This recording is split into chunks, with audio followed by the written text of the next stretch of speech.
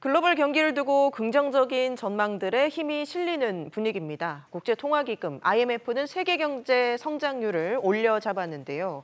무엇보다 미국 경제가 불황 없는 성장을 연출할 거란 전망입니다. 문제는 우리 경제입니다. 우리 경제 성장률 전망은 갈수록 낮아지고 있는데요. 경기 진단과 함께 증시 전망까지 이분과 함께 짚어보도록 하겠습니다.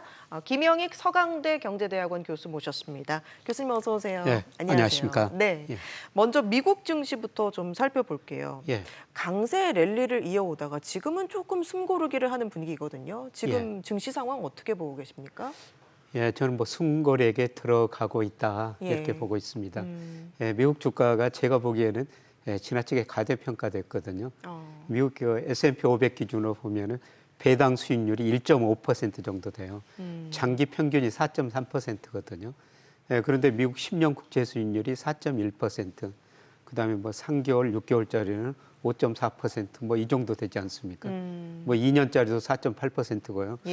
뭐 배당 수익률이 지나치게 낮다는 겁니다. 예, 그리고 제가 명목 GDP나 그다음에 산업 생산 고용 M2 이런 거로 평가해 보더라도 최소한 S&P 500 기준으로 한 10% 정도 이상은 뭐 가대평가된 상태입니다. 그런 게 좀 조정을 제가 보기에는 받을 것 같습니다. 앞서 교수님께서 이제 상반기에 하반기 증시 전망을 하시면서 좀 하반기 조정을 언급하셨었거든요. 지금 하반기 조정 국면에 들어갔다고 보십니까? 뭐 제 예상과 달리 7월은 많이 올랐습니다. 예, 제가 뭐 올해 전망하면서 뭐 7, 9월에는 특히 그 미국 주가 조정을 보일 것이다 이런 말씀을 드렸는데 뭐 7월까지는 많이 올랐었죠. 예, 그런데 8월 들어가지고 지금 좀 주춤거리고 있는데 서서히 그 조정 국면에 들어서고 있지 않느냐. 예, 저는 그렇게 생각하고 있습니다. 8월 조정 국면에 들어간다고 말씀하시는 그 근거는 어디에서 찾고 계십니까? 예, 우선 앞서 말씀드린 것처럼 주가가 가대평가됐다. 예, 그리고 저는 조만간 지금 미국 경제 좋다 이런 이야기만 나오는데요. 현재까지는 뭐 소비도 증가하고 고용도 증가하죠. 예, 그런데 이미 그 소비 증가세가 조금씩 증가율이 낮아지고 있어요. 예, 그러나 저는 앞으로 소비 증가율이 더 낮아지리라고 보고 있습니다. 소비 증가율. 예, 제가 그렇게 보는 이유는 미국 가계 저축률이 상당히 좀 낮아졌고요. 예, 그다음에 금리가 오르기 때문에 미국 가계 금리 부담도 올라가고 있습니다. 예, 그리고 그동안 임금을 올랐는데 가장 최근까지 보면은 물가 상승률보다 임금이 좀 덜 올랐어요. 실질 소득이 거의 정체된 상태라는 거죠. 뭐 이런 식으로 볼 때 조만간 소비가 감소하고요. 소비가 감소하면은 아마 기업 CEO 입장에서는 내가 그동안 일자리를 너무 많이 만들어놨네. 갑자기 좀 줄일 수도 있다는 거죠. 아마 이게 뭐 9월, 10월 가면서 나타나리라 보고 있습니다. 그렇게 되면은 기업 뭐 2분기 기업 S&P 500 기준으로 전년 동기 대비 6% 정도 감소했거든요. 아마 4분기에는 감소폭이 좀 더 커질 것 같습니다.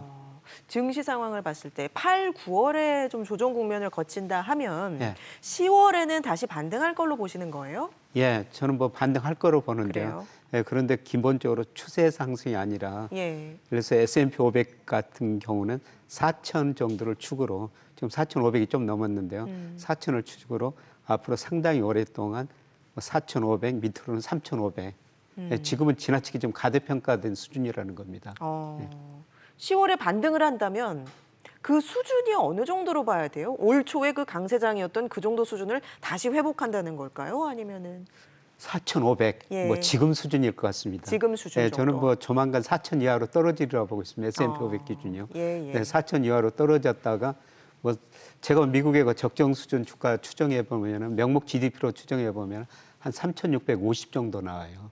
뭐 저는 그 정도까지도 앞으로 2달 사이에 좀 떨어질 수 있다.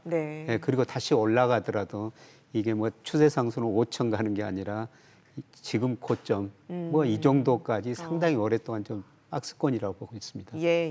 앞서 저희가 집중 진단에서 물가 상황을 좀 짚어봤습니다. 교수님께서도 이제 지표의 흐름을 계속 이제 따라서 보고 계실 텐데 지금 주요 지표 상황을 좀 어떻게 분석하고 계세요? 뭐 현재까지는 좋죠. 그런데 최근에 그 고용 증가세가 좀 둔화되고 있지 않습니까? 최근에 그 7월 고용 지표가 발표됐는데 뭐 시장 컨센서스는 한 20만 명 정도 증가할 것이다. 그런데 비농업 부문에서 18만 7천 개 증가했고요. 그리고 최근 그 3개월 이동 평균도 계속 줄어들고 있고요. 그다음에 소매 판매 증가율 보면은 지금 거의 마이너스로 전년 동월 대비 들어서고 있어요. 그리고 현재까지는 그 미국 경제 좋다고 그러는데요. 근데 미국 경제가 작년에 2.1% 성장했는데 올해 대부분 뭐 1.4에서 1.6% 전망하고 있는데요. 그런데 내년에는 아이비들 컨센서스 보니까 평균이 0.2%입니다. 블룸버그 컨센서스는 내년 0.6%예요. 내년 경제가 올해보다 더 나빠진다는 겁니다. 그래서 올해는 저 미국 경제 성장률 예상보다 높아지면서 뭐 IMF나 OECD 세계 전체 성장률을 올렸지 않습니까? 미국 GDP가 세계에서 차지하는 비 24%나 되니까. 그런데 내년에는 미국 경제 성장률이 일본, 유럽보다도 더 낮아진다는 겁니다. 유럽이나 그래요? 일본 내년에 1% 성장 그 정도 예상하고 있거든요. 그런데 미국은 0.6 혹은 아이비드 컨센서스 평균 0.2%라는 겁니다. 그래서 빠르면은 저는 4분기부터 미국 경제가 소비 중심으로 마이너스 성장하리라 보고 있어요. 소비 중심으로. 그것은 저희가 앞서 짚어본 이렇게 물가 압력에 대한 우려 이런 것들도 작용을 한 걸까요? 미국 물가 상승률이 뭐 3.0%까지 떨어졌다가요. 이번 그 7월 거는 이번 주 우리 시간으로 목요일 저녁에 발표되지 않습니까? 컨센서스 보니까 3.3%예요. 유가가 좀 오르기 때문에 아마 기저 효과도 사라지고 그렇게 됐습니다만은 저는 뭐 하반기로 갈수록 조금 더 낮아지리라 보고 있어요. 특히 근원 물가 상승률이 지금 굉장히 높습니다만은 결국 수요가 위축되면은 서비스 수요가 많이 위축될 거거든요. 그러면 서비스 물가가 상대적으로 상승률이 낮아질 것이다. 그래서 경기가 침체에 빠지고 소비가 위축되면서 물가 상승률도 지금 전문가들 시장 컨센서스보다는 뭐 3분기, 4분기 가면 좀 낮아질 수 있다 그렇게 보고 있습니다. 요즘에 미국 국채가 좀 심상치 않습니다. 신용 등급이 강등된 그 영향 때문일까요? 신용 등급 강등 영향도 있고요.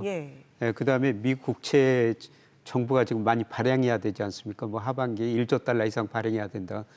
그런데 수요처가 별로 없어요. 중국 등 외국인들이 국채 지금 줄이고 있죠. 특히 중국이 많이 줄이고 있어요. 중국이 2013년 1조 2,700억 달러 가지고 있었는데요. 올 5월 보니까 8,500달러로 8,500억 달러 많이 줄였고요. 그다음에 최근에 일본도 국채를 줄이고 있어요. 미국 국채를. 그리고 그동안 외국인이 상대적으로 줄인 거를 연준이 양적완을 통해서 사줬거든요. 그런데 물가를 억제하여서 작년부터 연준이 양적 긴축에 들어가 있지 않습니까? 연준도 지금 미국 국채를 팔아야 되는 상황입니다. 그래서 이런 거 수급 불균형 때문에 장기 금리는 뭐 4.1%가 10년짜리까지 올랐는데요. 그런데 단기 금리는 정체 상태예요. 예를 들어서 2년짜리는 지금 4.8% 안팎에서 큰 변동이 없거든요. 이거는 무슨 의미냐면은 저는 피치가 미국 금리를 정상화하는 데 크게 기여했다. 신용등급 낮추고 이제 앞으로 소비심도 위축되면은요, 미국이 더 이상 금리를 인상 못할 거예요. 금리 인하할 수도 있습니다. 그러면은 단기 금리가 떨어지는 것이죠. 그래서 지금 10년 국채 수익률과 2년 국채 수익이 역전됐는데요. 최근에 그 차이가 한 1.1% 포인트까지 갔다가 최근에는 0.7% 포인트로 줄어들고 있거든요. 장기 금리는 높은 수준 유지하고 있는데. 앞으로 미국이 금리를 인상 못할 것이다. 그리고 인하할 것이다. 그래서 앞으로 단기 금리는 떨어질 가능성이 높습니다. 중국, 일본이 그 미국 국제의 그 상당한 부분을 수요자 중에 가장 큰 수요자 중에 하나 아닙니까? 그렇죠. 한때 중국이 제일 많이 가지고 있다가 중국이 계속 줄이면서 일본이 더 많이 가지고 있어요. 일본이 한 13% 정도 가지고 있는데요. 그런데 일본이 왜 미국 국채를 파느냐? 세계에서 금융에서 가장 큰 손이 일본 보험회사들이거든요. 일본 보험회사들이 미국 국채도 사고 호주 국채도 많이 샀어요. 그런데 일본 보험회사들이 외국 국채를 사면서 한 해지를 해야 되거든요. 그런데 한 해지 비용을 고려하다 보니까 자기네 국채 수익률이 지금 0.5, 0.6% 안팎인데 그럼에도 불구하고 한 해지 비용을 고려하니까 국채 수익률이 더 투자 수익률이 낮더라는 겁니다.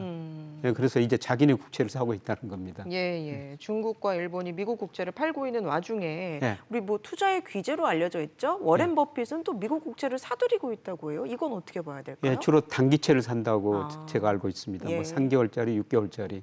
앞서 말씀드렸습니다만 미국의 금리 인상을 멈추면요. 예. 단기 금리가 또 떨어지죠. 그래서 단기 금리가 떨어지면서 금리가 정상화되는 과정이 될 텐데요. 예. 뭐 저라도 지금 저 뭐 3개월, 뭐 네. 6개월 5.4% 예. 뭐 그걸 사겠는데 어. 워렌 버핏이 뭐 주로 장기는 안 사고요. 예, 지금 예. 단기를 주로 사고 있는 것 같습니다. 알겠습니다. 예. 단기 위주로. 예. 자, 우리나라 경기 상황 좀 짚어볼게요. 예. 좀 불확실합니다. 주요 기관들이 성장률 전망치를 내리기도 예. 하고요. 그런데 또 긍정적인 전망도 최근 들어서 예. 나오기도 하고요. 어떻게 진단을 하고 계세요? 뭐 IMF, OECD 최근에 예. 세계 경제 전망을 올리면서 우리 성장률은 뭐 1.4% 예. 안팎으로 낮췄죠. 그런데 그거는 우리가 수출 의존도가 너무 큰 나라입니다. 우리 GDP에서 수출이 차지하는 비중이 무려 45%거든요. 예. 그러니까 아직 세계 경제 나쁘니까 한국 수출이 별로 안 좋을 것이다. 그리고 뭐 전 세계가 인정하는 것처럼 우리 가계부채가 GDP 대비 105%로 굉장히 높지 않습니까? 예. 가계부채가 높으니까 한국 가계들이 별로 소비를 못할 것이다. 그래서 경제 성장률을 낮췄는데요. 그런데 그 긍정적인 측면도 나타나고 있습니다. 그래요? 제가 작년부터 올해 그 주가 전망을 하면서 우리가 선행지수가 3월 혹은 4월의 저점일 것입니다. 이런 말씀을 계속 드렸는데요. 예. 근데 OECD가 발표하는 한국 선행지수는 지난 2월이 저점이 나왔고요. 그다음에 통계청에서 선행지수 순환 변동치를 발표하는데 예. 그거는 그 4월이 저점이 나온 것 같습니다. 선행지수가 저점을 치고 올라간다는 거는요. 현재의 경기는 나쁘지만 시차를 두고 경기가 어느 정도 회복될 거라는 겁니다. 그 시점은 언제로 보세요? 빠르면 저는 4분기라고 보고 있어요. 그래요? 예. 사실 우리가 선행지수가 2021년 OECD 거는 5월이 정점이었고요. 통계청 거는 6월이 정점이었거든요. 그대로 선행지수 하락하면서 주가도 급락했고 우리 경제 성장을 많이 낮아졌지 않습니까? 예.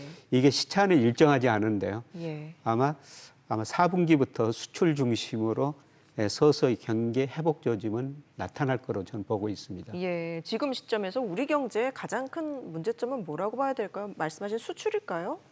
예, 뭐 구조적인 예. 것하고 사이클적인 문제를 생각해 볼 수 있는데요. 예. 구조적인 것은 우리 잠재 성장이 계속 하락하고 있다는 거죠. 우리가 1980년대는 우리 잠재 성장률이 한 10% 정도 됐어요. 그런데 제가 지금 추정해 보니까 2% 안팎입니다. 주로 노동이 감소했고 투자 별로 안 늘어나고 생산성이 정체됐기 때문에 잠재 성장이 계속 하락한다는 거고요. 이 잠재 성장률이 앞으로 10년 지나면은 0%대 진입할 겁니다. 그게 우리 경제의 구조적인 가장 큰 문제점이고요. 단기적으로 보면은 뭐 가계부채 많다, 소비가 지금 별로 위축되고요. 지금 올해 우리 경제 성장률을 가장 큰 부분이 수출이죠. 수출이 감소하기 때문에 단기적으로 경기 사이클상으로도 지금 수축 국면에 있는 겁니다. 그런데 앞서 말씀드렸습니다마는 저는 선행지수 증가한 거 보니까 아마 4분기에는 수출도 증가세로 좀 돌아설 거라고 보고 있어요. 아, 그 말씀은 반도체 업황도 개선된다고 봐야 될까요? 예, 그렇습니다. 뭐 우리 지금 수출에서 반도체 비중이 거의 그렇죠. 18% 정도 차지하고 있거든요. 그동안 반도체가 감소하면서 우리 수출이 큰 폭으로 감소했는데요. 아마 4분기에는 기저효과도 있지만은 반도체 중심으로 수출이 한 3% 안팎 증가할 가능성이 저는 높다고 보고 있습니다. 자, 중국 경기 전망을 좀 보면 우리 이제 큰 수출국이기도 하잖아요. 뭐 비중이 조금 줄었다고는 하지만 그래서 중국의 경기 상황을 봐야 될 것 같은데 굉장히 안 좋은 전망들이 많이 나오더라고요. 어떻게 보고 계세요? 중국에 대해서는 우리가 기대가 너무 컸던 것 같아요. 리오프닝 한다고 하면 중국의 소비가 급격하게 증가하고 중국 경제가 빠른 속도로 회복될 것이다. 그런 기대를 했는데요. 사실 그런 기대만큼 중국 경제가 좋지는 않은 거죠. 그런데 중국 경제가 작년에 3% 성장했는데요. 올해는 대부분 5% 이상 성장하리라고 보고 있거든요. 사실 세계 경제가 한 3% 정도 성장하는데 세계 GDP의 18%를 차지하고 있는 중국 경제가 5% 성장한다는 거는 결코 세계 평균에 비해서는 낮은 수준은 아니거든요. 그런데 과거에 비해서는 중국이 많이 낮아졌죠. 뭐 장기적으로 10% 성장하다 7% 성장하다가 지금 뭐 5% 안팎으로 떨어졌으니까요. 과거에 비해서는 많이 낮아졌는데 뭐 상대적으로는 높다. 그리고 저는 4분기에는 중국 소비가 좀 증가할 거라고 보고 있어요. 그동안 우리가 기대했던 리오프닝 효과가 그때쯤 나타날까요? 연말쯤? 중국 사람들이 작년에 소비를 못하다가 저축률이 굉장히 높아졌거든요. 그런데 최근에 보니까 저축률이 조금씩 낮아지고 있어요. 그래요. 소비를 하고 있다는 거죠. 그래서 아마 4분기에는 중국 소비가 증가하면서 리오프닝 효과가 좀 나타나고 뭐 우리 수출도 대중 수출도 조금 증가할 거로 보고 있습니다. 알겠습니다. 종합적으로 좀 경기 진단을 해봤는데 이를 바탕으로 이제 24일에 금통위가 예정돼 있습니다. 어떻게 보고 계세요? 저는 뭐 당연히 금리 동결하지 않을까 그렇게 생각하는데요. 그거는 경기는 아직 나쁘지만은 아직도 그 한국은행이 생각하는 것보다 물가 상승이 더 높거든요. 우리 소비자 물가가 지난 7월에 전년 동월 대비 2.3%, 그다음에 근원은 3.9% 상승했는데요. 그런데 한은 총재가 그 기자 간담회 하는데 보니까 뭐 8, 9월 이 무렵에는 소비자 물가 상승률이 3% 안팎으로 올라갈 것이다. 저는 뭐 그 정도까지는 아니라고 보여요. 그런데 물론 올 하반기 전체로 보면 아마 7월 2.3%가 가장 낮은 수준일 텐데요. 저는 뭐 8, 9월에 한 2.78%, 뭐 이 정도까지는 올라가리라고 보고 있는데요. 뭐 3% 넘기는 힘들다고 보고 있습니다. 그런데 어떻든 물가가 한국은행이 생각한 것, 뭐 목표치 2%보다 아직도 높고 특히 근원 물가는 높기 때문에 이렇게 생각하면 금리를 또 올린다고 할 수도 있는데 그런데 경기를 보면은 올릴 상황이 아니거든요. 그래서 동결 가능성이 굉장히 높다고 보고 있습니다. 알겠습니다. 국내 증시 상황에 대해서 짧게 좀 한 30초 정도 들어봐야 될 것 같아요. 요즘에 뭐 2차 전지에 이어서 초전도체, 바이오 좀 테마성을 많이 띠는 것 같은데. 늘 그 지나치게 한쪽으로 쏠리면 반드시 부작용이 있어요. 지금 너무 한쪽으로 쏠렸고요. 그 부작용이 나타나는 국면이라고 보고 있습니다. 그러나 저는 멀리 내다보면은 뭐 이거 업종별로 장기적으로 상승 국면이고요. 그다음에 선행지수가 상승하니까 아마 이번 조정 국면 때 주식 비중을 좀 늘리셔가지고 4분기를 대비하시는 게 좋을 것 같습니다. 알겠습니다. 오늘 말씀 여기까지 듣죠. 김영익 서강대 교수와 함께했습니다. 고맙습니다. 고맙습니다.